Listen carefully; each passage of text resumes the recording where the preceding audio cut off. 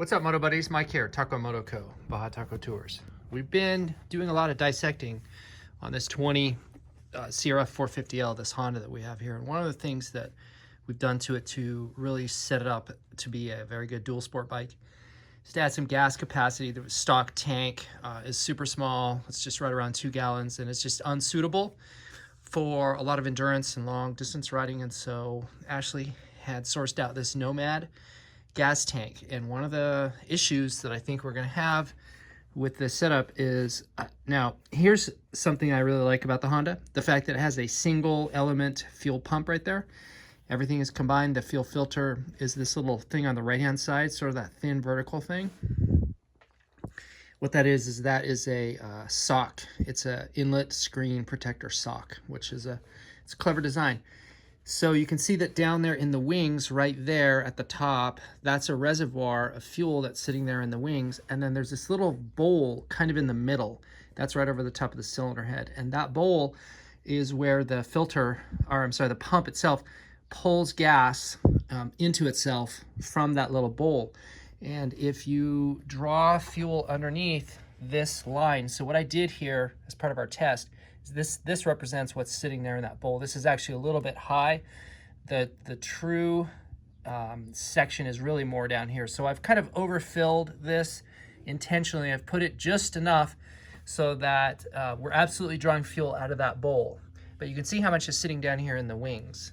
And so I'm gonna go out on a ride, and we're gonna see what happens when gas drops underneath that bowl. We're gonna run out of gas, obviously. So when we're on flat, so I guess I have a theory. We're gonna run out. I'm gonna take it out on the street first, and it's gonna run out of gas. And I'm gonna see what the exact and specific level looks like when it truly runs out of gas, and then we'll be able to determine what that level is here in the wings, and how much you're stranded, how much gas is still stranded in the side pods when you run out of gas on the street. And then back here, I've got a gallon of gas in a giant loop soft bag. They call this the, what the hell is this? This is the gas bag. So I've got a gallon of gas sitting here with me. So I'm gonna add this into the tank, and then I'm gonna go in the dirt.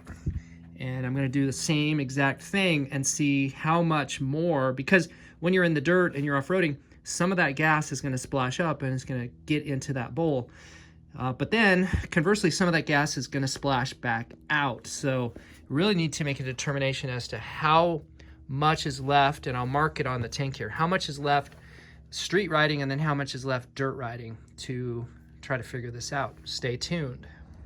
Okay, so I was on the highway and we ran out of gas. There is a little bit of gas in that center pool there, but it's just not picking that up. So we're totally out of gas. I'm stopped. And this is the amount of fuel that's still left in the side wings. You can, I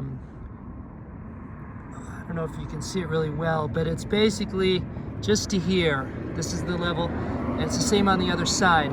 So the gas, again, we needed to get to here, but it's down here, right here is where my finger is.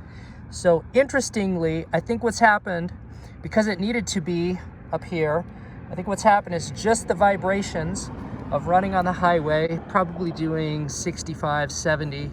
And my theory is that just that splash, the amount of vibration that's happening, splashed gas up into the little well here and allowed it to run. But at some point, that effect, that went away. Now, I had this thought of just swaying the bike back and forth at speed. So I went over to the right hand side, which is like the breakdown lane, and then just sort of like zigzagged, right? Swerved, as it were, the bike. And what that did is it immediately caught some fuel and then kept me going. And so I had to do that 3 or 4 times, but I was able to splash enough gas up here into that well. Got off and around the corner into a parking lot. That was it. It died.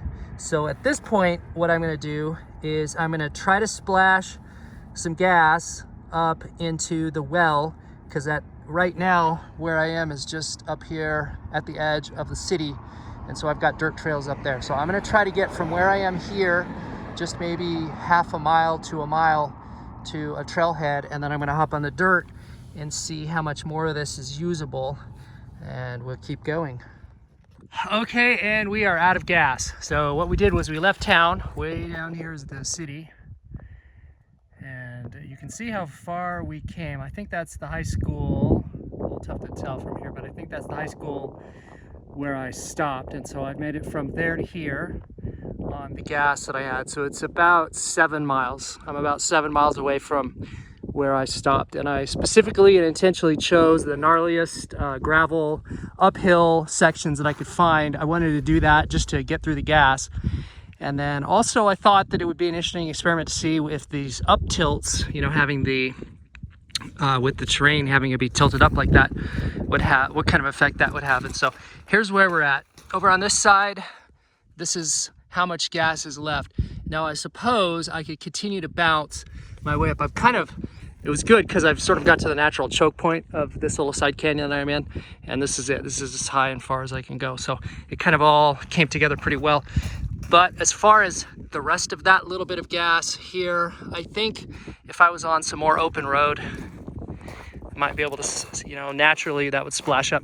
Now this one's pretty cool because over here on this side, you can see there's just this little bit here. So I think with some experimenting on different types of riding, terrain, and having it splash more, I think I could get more. So I'm actually super impressed. I was pessimistic going into this, not sure, not wondering, not thinking that it would be tough to get the full bottom extent of that gas up in there. So the fact that I would say easily 95% of that gas was able to splash. So I think our theory proved out that the gas splashed up into that little well and then was pulled into the pump, and just the bouncing of being off-road did it. So when I left the school and I was heading uphill, I continued to pop and sputter out of gas, and then I just did that little swish back and forth, and by doing that was able to get enough gas to get off the pavement onto the dirt. And then as soon as I was on the dirt, it was smooth, no more issues.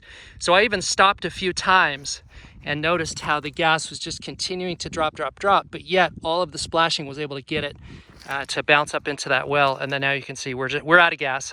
The bike is dead, and I do have a little bit left.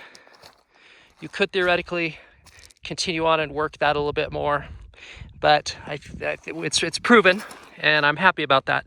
So when we were on flat on the highway, we ran out of gas at this little notch, and now that we're on the dirt, we ran out of gas down here. So we were able to exploit and use that much of the gas just by being off-road.